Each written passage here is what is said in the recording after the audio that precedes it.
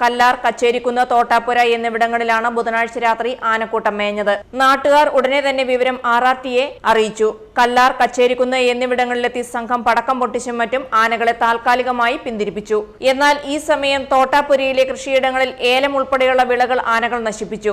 കഴിഞ്ഞ 2 മാസമായി ഇവിടെ യൂക്കാലിത്തോട്ടത്തിൽ തമ്പടിക്കുന്ന ആനകൾ രാവും പകലും വ്യത്യാസമില്ലാതെ ജനവാസ കേന്ദ്രങ്ങളിൽ എത്തുന്നതാണ് പതിവ്. പ്രദേശത്തെ പല വീടുകളുടെ മുറ്റത്തും ഗേറ്റിന്റെ പരിസരത്തും വരെ എത്തി. ഞായറാഴ്ച 1 ഡസനിലധികം ആനകൾ സൂചിക്കുന്ന് മലയിൽ ഉണ്ടായിരുന്നുവെന്ന് നാട്ടുകാർ പറയുന്നു.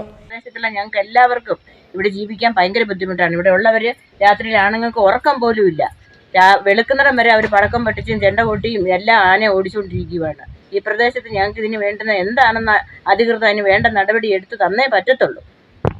പ്ലാക്കത്തടം സർക്കാർ അതിഥി മന്ദിരം ഭാഗം, തട്ടാത്തിക്കാനം, കുട്ടിക്കാനം, മുറഞ്ഞപുഴ, കല്ലാർ കവല, കല്ലാർ പുതുവൽ എന്നിവിടങ്ങളിൽ എല്ലാം തന്നെ നാളുകളായി തുടരുന്ന ആനശല്യത്തെ അമർച്ച ചെയ്യാൻ കഴിഞ്ഞിട്ടില്ല.